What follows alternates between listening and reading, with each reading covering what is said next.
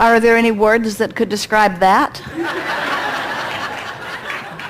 I'm so happy to be here. I'm so grateful to you, to Esther, to Jerry. I experience a lot of sadness when I have a particular thought about a situation that I went through. Let me tell you what it is. I'm a flight attendant. I was based in Boston on 9/11. I was down in operations when the flight attendant called from the aircraft and gave the specific last-minute instructions of who the terrorists were on the plane. And I witnessed the telling of that directly. I have no ill will towards them. I've never had any connection with politics, or I intuitively understood that what they thought they were doing for whatever reasons.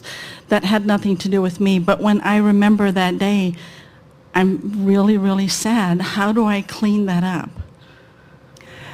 Well, events like that are big, it's something that, first of all, is not easy for you to let go because it stays active in the vibration of the mass population. In other words, it's something that comes up, is something that is sort of pushed in your direction.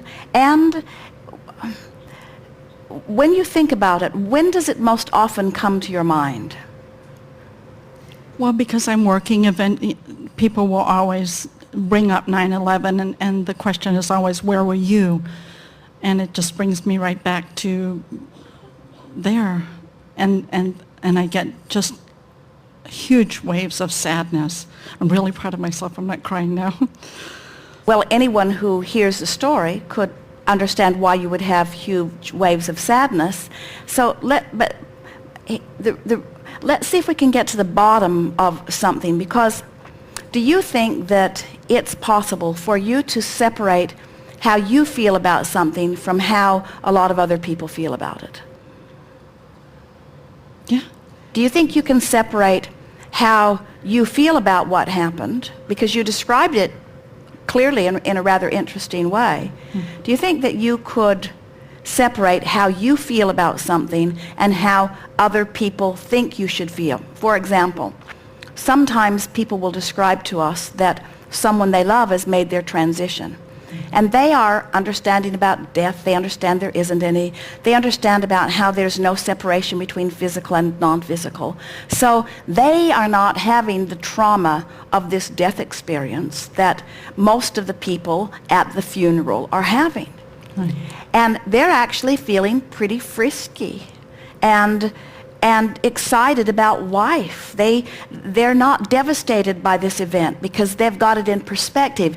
They're seeing the event more through the eyes of Source, and yet they feel uncomfortable expressing their joyful perspective among others. So they take on a more solemn attitude about it. In other words, they are influenced by the strong opinions of people around them because they care about the feedback that they're getting from the people around them more than they care about their own connection. And this is something like that. You just can't go running around saying, I was right in the heart of the events that surrounded 9/11, but I'm at one with all of it without a lot of things coming crashing down around you from all of the people on all sides of the issue that really would expect you to agree with them. There are people that so want to beat the drum of the horror of everything. Are you aware of how many Holocaust museums and celebrations there are that happen around the world every year about something that happened a long time ago, as there is this intense need, it seems, to keep stirring up something in order to find vibrational compliance or resonance with those around? It's as if people are looking for others to be on their same wavelength, and so they gravitate, as we said earlier, to the lowest common denominator, and then so it is likely that there are many more people that would agree with someone who was terrorized by that. In other words, most people in your situation would be writing their own best-selling book about their perspective now of what happened. And if you were to write the book about how well you feel, many people would think you were cuckoo, that you're not more torn up about something like that, because much of the world is not ready to see the world through the eyes of Source. So if we were standing in your physical shoes, we would just put that in that perspective. We would say to ourselves on a regular basis, I'm not torn up about this because I'm not upset about death. And I'm not torn up about this because I do not see this as something that makes me or anyone else more vulnerable. And I'm not torn up about this because there are all kinds of terrible things that are going on the planet all day, every day, that I'm not privy to, and that I do no value to anyone by giving my attention to it.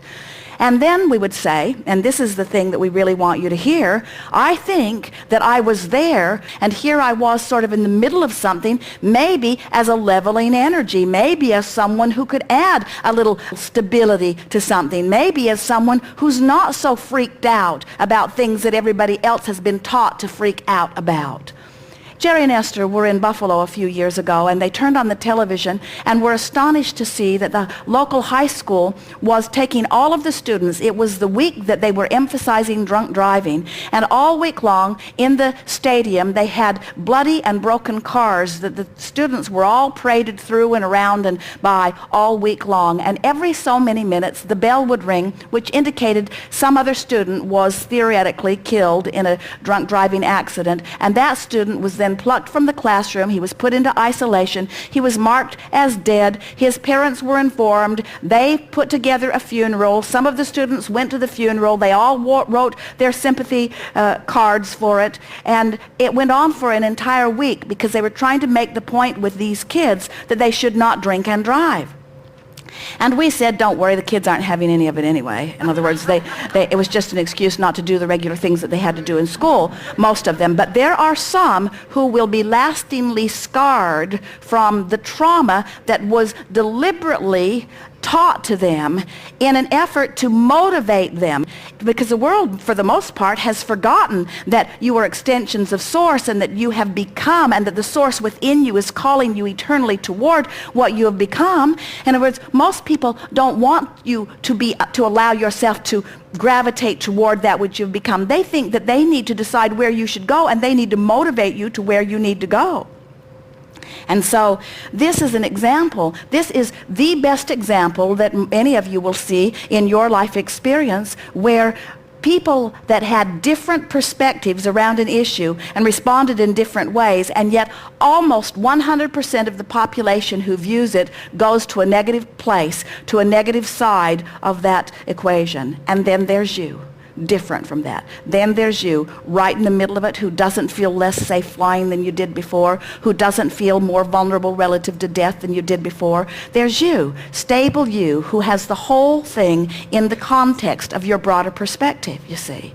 This time-space continuum has broadened for you because you are so often tapped into the Source energy part, and so you're just not flappable like so many people are. And so what's there for you to do about it? Why do you feel so sad? You feel sad because there's a part of you that believes that you have an obligation to feel the way most everyone expects you to feel. You are responding to the expectation of a huge vortex. And we have to say, the stability of your being that we can feel, you would not go there if it was just a normal funeral or just a normal situation. It takes the hugeness of this vortex of millions of people around the planet beating the drum of something for it to be sucking you. But that's all it is.